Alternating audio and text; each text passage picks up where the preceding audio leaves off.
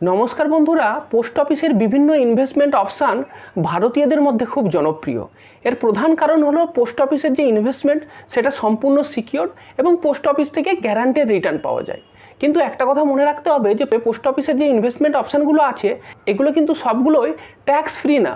আমার এই ভিডিওতে আমি আপনাদের সাথে ডিসকাস করব যে পোস্ট অফিসের কোন কোন ইনভেস্টমেন্ট স্কিম আছে যেগুলোতে টিডিএস কাটে, কোন কোন ইনভেস্টমেন্ট স্কিমগুলোতে টিডিএস কাটে না, টিডিএস যদি কাটে তো কখন আপনার টিডিএস কাটবে, টিডিএস কাটা এড়াতে গেলে আপনাকে কি করতে হবে, আর যদি আপনার টিডিএস কেটেই নেয় সেক্ষেত্রেই বা আপনি কি করবেন। সবার প্রথম যে প্রশ্নটা আসবে যে কোন কোন ইনভেস্টমেন্ট স্কিমগুলোতে আপনার টিডিএস কাটে।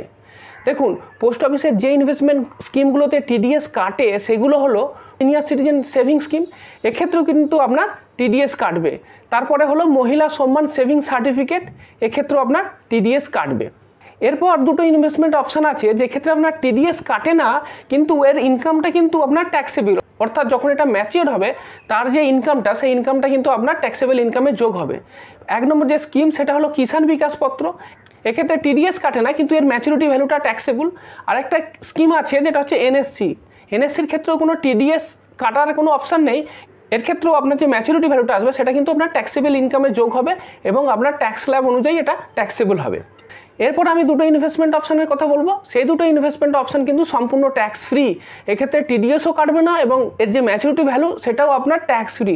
সেটা হলো প্রথম যে ইনভেস্টমেন্ট সেটা হলো পিপিএফ, এক্ষেত্রে আপনার কোনো ট্যাক্স কাটবে না। আর দ্বিতীয় যে ইনভেস্টমেন্ট অপশান সেটা হলো সুকন্যা সমৃদ্ধি যোজনা, এক্ষেত্রেও কিন্তু আপনার কোনো রকম ট্যাক্স কাটে না।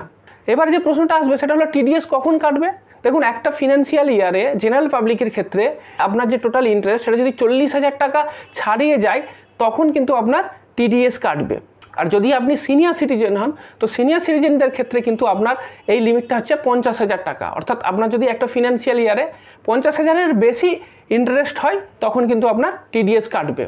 এইবার প্রশ্ন আসবে যে টিডিএস কত কাটবে। টিডিএস কাটবে 10%, অর্থাৎ আপনার যে ইন্টারেস্টটা আসবে তার 10% টিডিএস কেটে নেবে। এবং যদি আপনি প্যান কার্ড সাবমিট না করে থাকেন সেক্ষেত্রে আপনার ইন্টারেস্টের উপর 20% টিডিএস কাটবে। এরপরের যে প্রশ্নটা আসবে যে টিডিএস আমি কিভাবে এড়াবো। দেখুন, টিডিএস আপনি এড়াতে পারেন জেনারেল পাবলিকের ক্ষেত্রে 15G ফর্ম সাবমিট করে এবং সিনিয়র সিটিজেনদের ক্ষেত্রে 15H ফর্ম সাবমিট করে। এবার প্রশ্ন হলো সবাই কি 15G অথবা 15H ফর্ম সাবমিট করতে পারবেন না।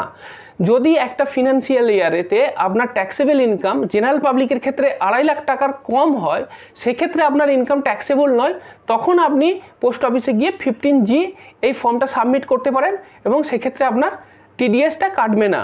আর যদি আপনি সিনিয়র সিটিজেন হন সেক্ষেত্রে আপনার লিমিটটা হচ্ছে 3 লাখ, অর্থাৎ একটা ফিনান্সিয়াল ইয়ারে যদি আপনার ট্যাক্সেবল ইনকাম যেটা সেটা যদি 3 লাখ টাকার নিচে হয় তাহলে আপনি কিন্তু পোস্ট অফিসে গিয়ে 15H ফর্ম সাবমিট করতে পারেন এবং সেক্ষেত্রেও কিন্তু আপনার এই যে ইন্টারেস্টের উপর টিডিএস সেটা কিন্তু কাটবে না।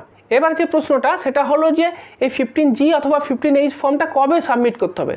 দেখুন, 15G অথবা 15H এই ফর্মটা সাবমিট করতে হবে একদম ফিনান্সিয়াল ইয়ারের শুরুতেই, অর্থাৎ আপনি পারলে 1 এপ্রিল সাবমিট করতে পারেন বা এপ্রিল মাসের ফার্স্ট উইকে আপনি সাবমিট করে নিন।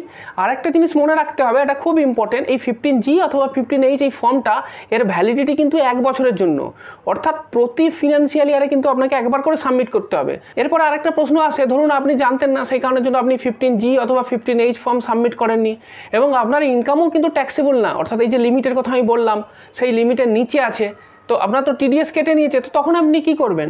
সেক্ষেত্রে আপনাকে যেটা করতে হবে, আপনাকে আইটি রিটার্ন সাবমিট করতে হবে এবং সাবমিট করে আপনাকে দেখাতে হবে যে আপনার টোটাল ট্যাক্সেবল ইনকাম যেটা সেটা আপনার ওই যে থ্রেশহোল্ড লিমিট তার নিচে আছে। সেক্ষেত্রে কী হবে, আপনার যে টাকা যেটা ডিডাক্ট করে নিয়েছে সেই টাকাটা কিন্তু আপনি ফেরত পেয়ে যাবেন। তো আপনাকে আমি যেটা বললাম যে পোস্ট অফিসে কিন্তু বিভিন্ন ধরনের ইনভেস্টমেন্ট স্কিম আছে, এর মধ্যে সবথেকে প্রফিটেবল ইনভেস্টমেন্ট স্কিম কোনটা সেটা যদি জানতে চান আমার বাঁদিকের ভিডিওটাতে ক্লিক করুন। আর এফডির যে ইন্টারেস্ট রেট সেটা কিন্তু আর বাড়ার চান্স খুব কম, তো কোন কোন ব্যাংকে এখনও পর্যন্ত ভালো ইন্টারেস্ট দিচ্ছে সেটা যদি জানতে চান আমার ডান দিকের ভিডিওটাতে ক্লিক করুন।